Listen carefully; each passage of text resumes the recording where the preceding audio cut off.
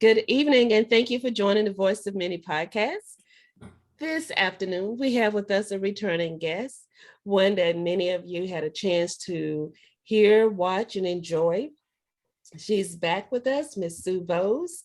She is a survivor and who turned her life around, who's now an award-winning author, speaker, master of many.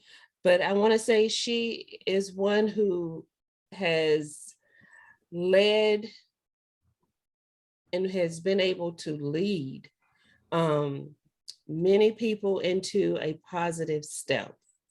You know, a lot of times we have struggles, whether it's mental, physical, and we tend to let that gravitate us away from who we are and being able to reconnect ourselves back to reality. And that's really a hard thing to do.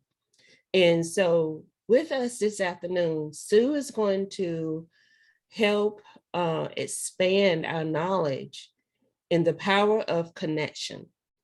Thank you for joining us, Sue. Thanks for having me back. I've been looking forward to this.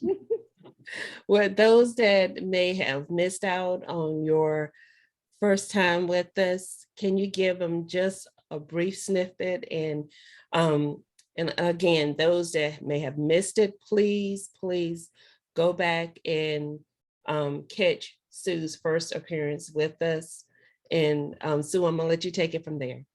Sure. Well, just real quick, a little of my story to kind of set the tone for where we're going today. I'm a childhood rape survivor. I was raped by a classmate after school one day when I was 7 years old.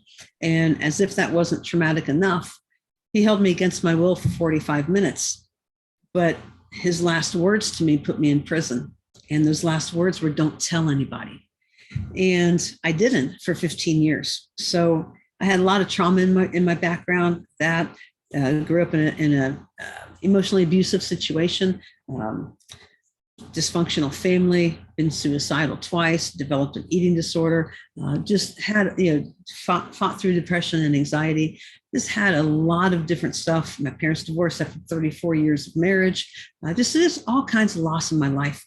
And through a number of different things, some of which we'll get into tonight, through a number of different things, God has just pulled me out of the muck and mire. And he set me in a good place. He set me on the solid rock again. And now I am a master certified life coach. I specialize as a hope coach. I cultivate hope with my clients to help them get where they want to go when they feel like they're not going to be able to get there. My book came out in 2019. It's won second place at a book festival, second place nonfiction at a book festival. I've done numerous, over 100 podcasts in just 2 years, done some television stuff. So it's just been pretty crazy what God's been doing. So it's been pretty exciting. Yes. And you're a wonderful example of how to show our listeners and those not just listening, but watching, how your past does not have to determine your future. And right. Being able to overcome is tremendously. And I'll let you go ahead, Sue. Oh, no problem. That's very true, is that our past doesn't define us. And I know that something you hear and it's very hard to believe, especially when you're still trapped in it. But I talk about defining moments. Mm-hmm. And all of our lives have defining moments in them. And even the traumas that I have experienced have become defining moments for me. If you think about a defining moment, it's like a pivot point in your life. It's like you come to an intersection and you have to decide, which way am I going to go? Mm-hmm. And even trauma, even in the midst of healing, it can be a pivot point for us. So we're not defined by our past. Now, it also means that we don't get there alone, because I really don't know anyone who has come through different traumas and been able to do it on their own. Mm-hmm. Superman and Superwoman are fictional characters. Mm-hmm. The sad thing is we still try to play those roles. Mm-hmm. And we try to play them so we fool ourselves. In essence, we're lying to ourselves. And I'm looking forward to digging into this a little bit tonight so we can talk about this and come to a little bit better understanding of what we mean by your past does not have to define you. Yeah, yeah, it's true. I So was, go ahead, Vanessa. no, I was going to ask, whenever a lot of us have been through trauma, it's hard to find our voice and reconnect with other people. Mhm. How were you able to do that? And when was that defining moment of knowing you could trust someone again? Because that's a difficult thing. Very difficult. And that's a great question. I got to the point in my life where I wasn't willing to stay miserable. I wasn't willing to stay stuck. And I think once we get to that point, things start happening a little faster, not super fast, but at least we open ourselves up to things. And for me, the first person I trusted I trusted my pastor, who connected me to the counselor I'm still with today. So because I had had a really strong relationship with my pastor, and he knew the things I was struggling with, when my eating disorder started kicking up again, I went to him and told him, and he's the one that helped get me connected with Amanda. So I had that trust. So yes, when you have that a strong relationship, even with just one person, that trust in Amanda is what really started to change. Now, it didn't happen overnight. It did not happen overnight. I don't know any trustworthy counselor that necessarily does, because you're talking about some very personal things, oftentimes things that only God knows up to that point in time. So it is a very sacred trust that you are giving. So for me, I got to my phrase with Amanda was that a manageable level of tolerable existence was no longer an option. And I'll say that again for your listeners. A manageable level of tolerable existence was no longer an option. And that really defined where I got. I was tolerating life. I was managing it. It was like I was existing, but I wasn't thriving. I wasn't living.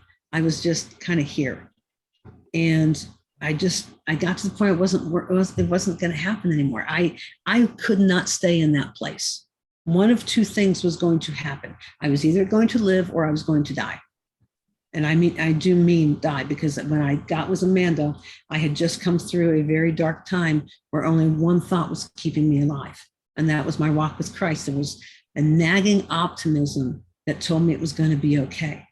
So, when I got to that pivot point, it started with that relationship, which was founded based on the trust with somebody else. How do you know you can trust somebody? You got to, first of all, we got to trust our gut. And it's very hard when you're in the middle of healing, in the middle of hurting before you get to healing. It's very hard to know even who we are. And as you said earlier, we lose connection with ourselves. Yeah. So some of the challenge is just starting to get reconnected to ourselves. We shut down our emotions when we're hurting. We shut them down. We lie to ourselves, and thus we lie to others, because we're not being vulnerable and we're not being truthful. When someone says, "Hey, how you doing?" "Oh, I'm fine." How many times do we do that? Where inside, you're dying, you're crumbling inside. Now, it doesn't mean you wear everything on your sleeve, but all of us, I hope, have at least one person in our life where we can just say, "How you doing? I am really struggling. I'm scraping bottom of the barrel right now, and I could really use some time." I would hope all of us have at least one person like that, because that's the person we need to start with. That's the person that we already trust. So we know they are trustworthy, and we have to trust in that established trust already that they can handle the hard conversations with us, because they've already proven themselves to us. That's true. I like the point you were talking about, Amanda, and your connections. What is the best way? I know you went to your pastor, and that is a very good source, excellent source. But we also have those that do not have that connection with the pastor. Who would you recommend, or what would you recommend someone doing in order to start that healing process, to start that being able to bring that inner out so they can heal? Great question. And this is going to sound like an oxymoron. When you're struggling like that, you're not sure who you trust, and you're not even sure who you are. Somehow we have to find a way to trust ourselves. And I know that is hard, because when we're swimming in the trauma and we're swimming in the angst and the anger and the emotion, we don't know who we are. And sometimes we don't know if we're trustworthy. But ultimately, there's something inside you that is kicking that desire to find healing. And that is what you have to trust. So trust that part of you that isn't letting go. Trust that part of you that is driving your engine to not settle for good enough anymore. And then that little part of your heart that is getting through, and that's what you're hearing and following, that part of your heart is then going to help you figure out where to go. There are national resources that you can call, depending on what the issue is. You can look them up online. If you're not sure, contact me. I will get you connected with them. But you can, if you need to start there, or if you have a friend, doesn't have to be a pastor. It might be a coworker. It might be a parent. It might be your best friend. It could be a professor. It could be, the clerk at the store that you've got a great relationship with and you go out for coffee with. Whoever that person is, trust the part of your heart that is driving this.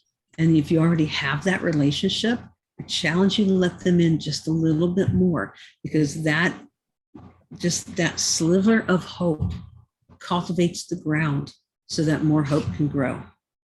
Yeah.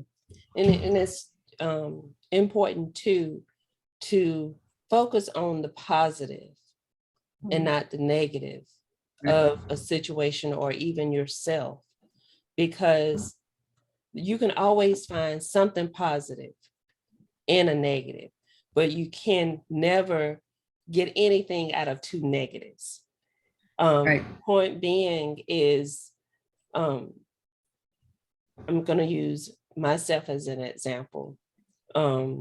Being a mom, being a widow, being a divorcee, you learn to find the power, the strength, the motivation in all of your trials and tribulations.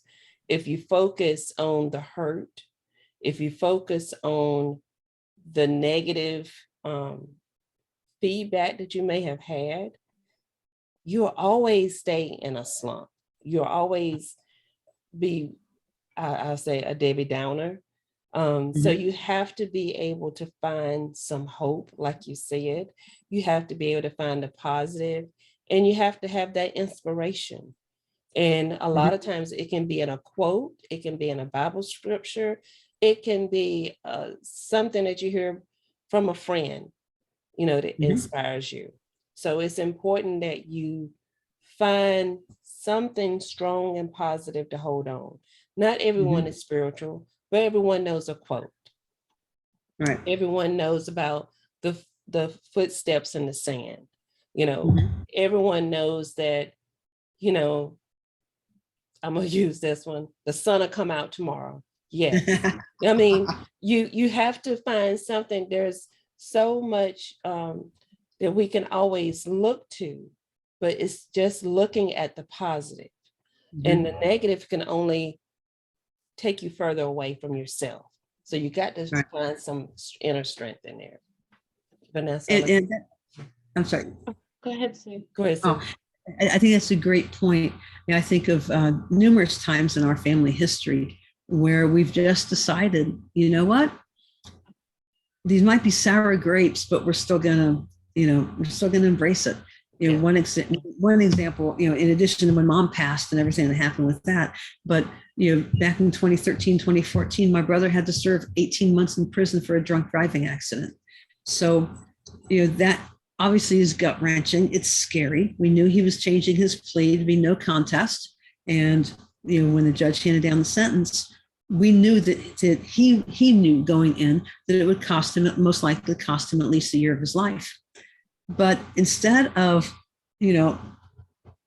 being so distraught about it, we were upset. Don't get us wrong. We were upset, but he had come to peace with his decision. He had come to peace and said, had I not been drinking, I wouldn't have hit that kid. So this is right. I need to take ownership of this. This is part of making amends. So we followed his lead. So we were looking at the different facilities that he would most likely go to and what kind of programs they had. And we told him, hey, this is your tax dollars at work. Get the most out of it, and just set that mindset.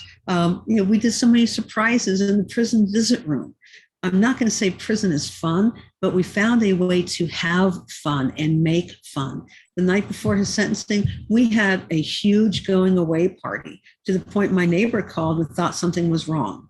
She's like, is mom okay?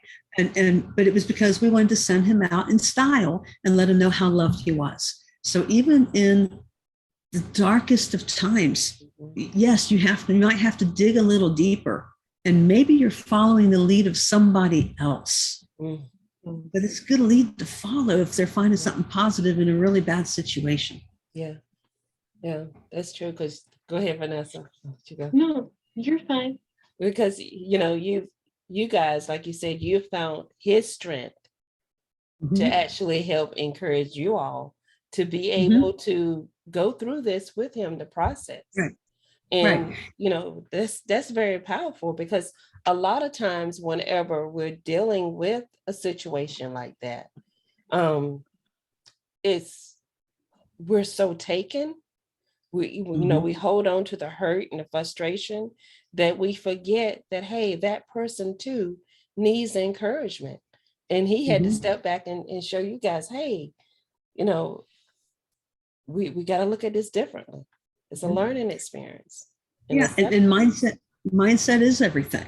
He went in, with the mindset that he was going to get the most out of the experience and utilize the opportunities that were there and grow, so that there was a phrase, you have people that either do their time or their time does them. He was going to do his time, and he was going to get the most out of it. And he took a couple college classes, just establish himself as a leader and everything. So all that to say that when Yolanda's talking about needing to dig deep and find something positive, that shred of hope, that's just one example of how it played out. But sometimes you have to look at someone else around you. Sometimes you can find it within yourself. But the important thing is to find it. Yeah. So I was going to say, whenever you found that one person that you can talk to, how do you get enough courage to reconnect with your family? Because most of the time, once we've gone through trauma, we've separated not just from everyone else, but also from ourselves, like you said before. So how do we go back to getting that closeness with our family again? Because sometimes that's either non-existent or been completely somewhat destroyed for some people. How do we gain that trust back of starting that conversation of just opening up, even if it's not the whole story or telling them the story, just, getting to where you're able to have a conversation back with your family? Right. Great question. And the first word I'm going to use is one that I hated for a long time. And now I understand the grace that comes with the word. It's a process. It does not happen overnight. It's cheap if it happens overnight, because that reconciliation is part of the sacred trust. Unfortunately, not everybody in our lives is worthy of that sacred trust. And it sometimes becomes trial and error, where we think we can trust somebody and we get burned. And then we have to kind of regroup again and get the courage to try this yet again. So it is a process. It is a painful process. Not everyone will be ready to hear whatever you have to say. So there is discernment that's needed. And at the same time, not everybody is deserving of hearing your sacred trust story. Now, if a lot of it always depends on the situation. If the issue at hand is conflict with these other people, then part of the restoration process, involves talking, relationship repair, forgiveness, Yes. and that part can happen without having to go into a deep dive. Because if both people have that frame of reference for, say there was an argument or something, or betrayal or something, that is the frame of reference that both parties have. And that is the frame of reference upon which any reconciliation needs to take place. So you can start with that frame of reference and just deal with that. And as that is resolved, like I said, a lot of relationship repair, a lot of hard conversation. That could be one sit down, it could be 5, it could be however long it takes. But to be able to express your, lack of a phrase, your side of the story, but then also to understand the other side. Stephen Covey, in his books 7 Habits of Highly Effective People, yes, talks about seeking first to understand, then to be understood. So in a conversation, we want to understand the viewpoint of the other person, not through our lenses, not through our assumptions, but simply by asking and listening to what the other person has to say and taking it at face value. And that can be hard because your brain's going off on 5 other things and judging this and deciphering this and chopping this apart, knowing how I'm going to respond to this comment. And when we do that, we are not being fully present with the person we're trying to repair the relationship with. So, each situation is different. It is a process. It takes discernment. And part of that discernment is knowing that not everybody is worthy of that sacred trust. And I want to add to that,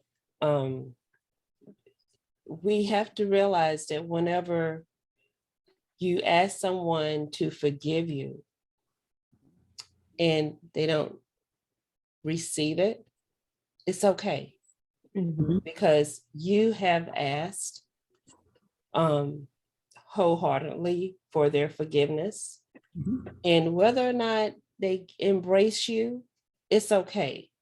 And we can't beat ourselves up if we don't get the feeling back in return that we're expecting or that we're hoping to get. Know that whenever you ask for forgiveness, that you meant it from your heart, you were sincere with it. That's all that you can do.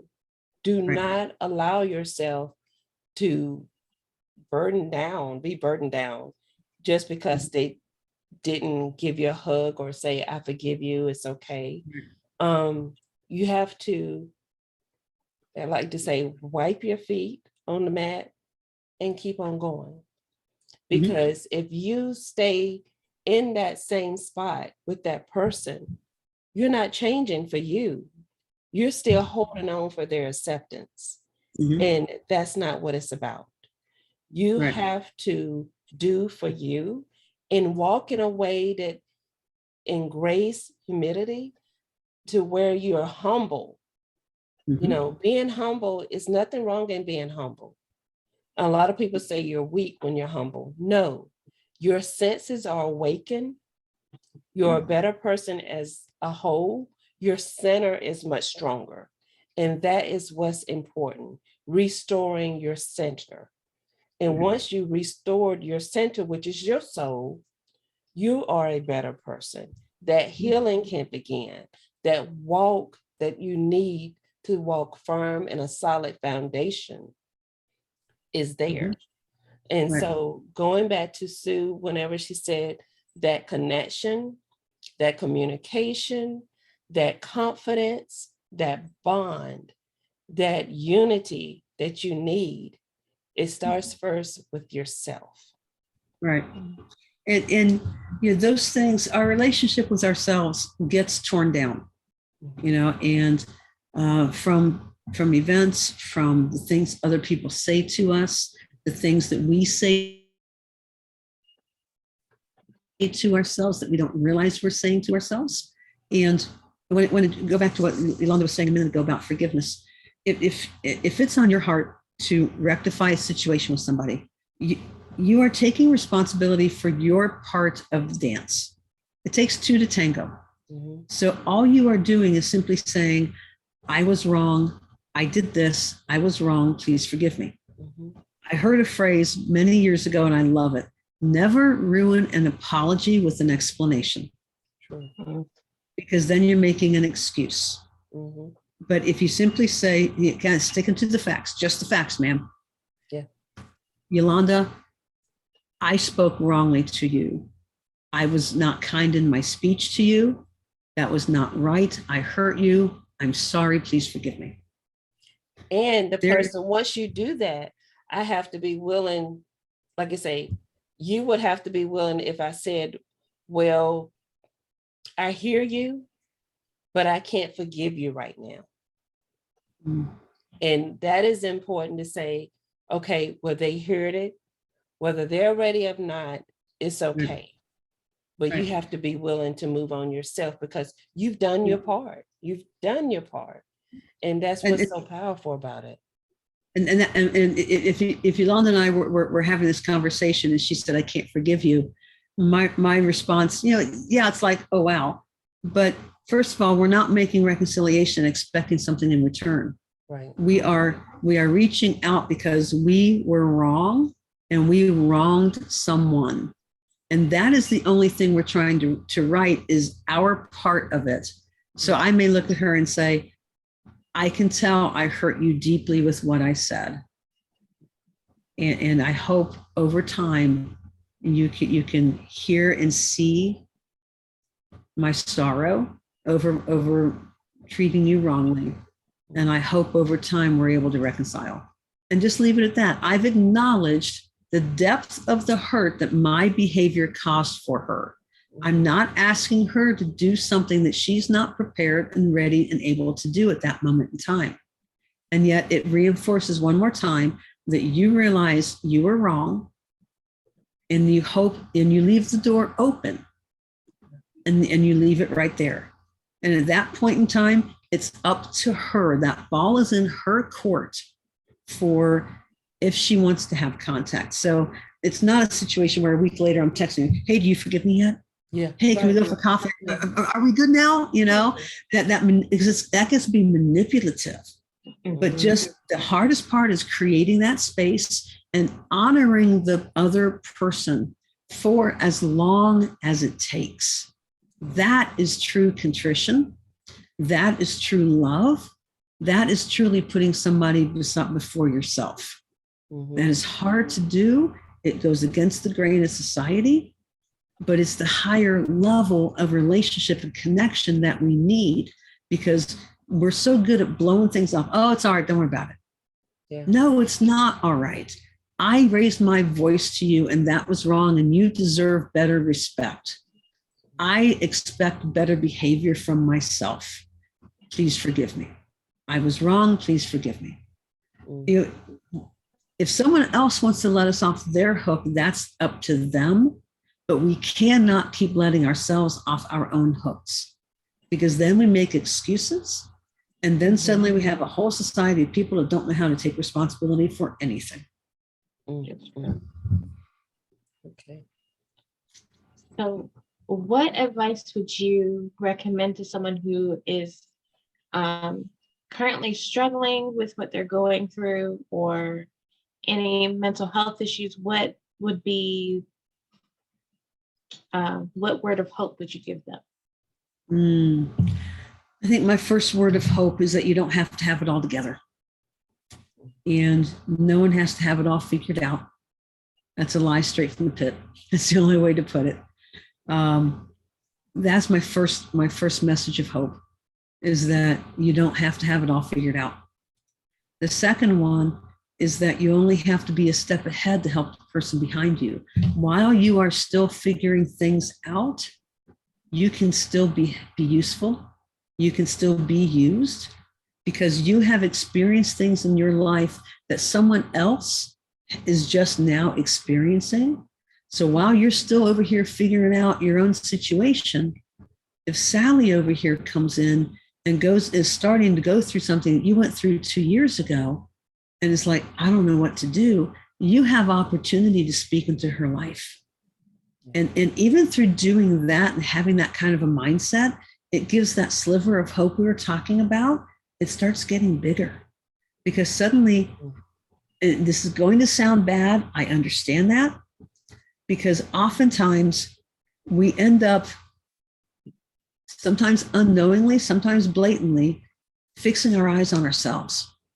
And when we are able to start helping somebody else, suddenly the whole situation becomes about something bigger than ourselves. Right. And that is encouraging. Think of when you volunteer either at the school cafeteria or at a food bank or somewhere at a church or with a community organization or at the marathon race, giving out water or whatever. Odds are you do it because you want to help and support and encourage somebody else to reach their goal, and because you enjoy giving back. You get something when you give. So in this situation, while you're still figuring out your situation, you can still give to somebody else. And odds are very strong that you're going to see your situation start to become a little lighter, because not only are there chemical things that happen in the brain that when we give, when we encourage, when we serve, that help pull us out of our ruts, but then it's also a little lighter, because suddenly, it's like if we can either stay focused like this, or if we look up once in a while, the view suddenly changes. It's like, hey, I kind of like what's over there, so I want to head that way. And suddenly it's just a little easier to take that next step. Wow. But so how can those listening and watching follow you, get more information from you, and be able to just reach out to you to get some great advice? Sure, that'd be great. Best place to go is my website. It's SueBowles.com. It's BOWLES.com. All my social media is on there. I also have a free gift I offer people who hear me on a podcast, so you can redeem that there. Let me know what it is you like. And if something we've talked about, I'm a master certified life coach. So I specialize as a hope coach. I cultivate that hope that we've been talking about. If there's something I can do to help you, if you're looking to try to get unstuck, if you want something better for yourself and you're not going to quit until you find it, use that same website, send me a message, and we'll get started on coaching right away. That's great. Well, thank you so much, Sue, for being with us again and sharing your knowledge. And I hope what we've talked about today has inspired some hope and knowledge in everyone else as well. Well, thank you so much for having me on. It's been great. And to those of you who are watching and listening, please don't forget to follow us on our social media outlets. Please don't forget to hit that like and subscribe button, as we don't want you to miss out on any of our great guests or our great topics. We will talk to you all later, and thank you all for tuning in.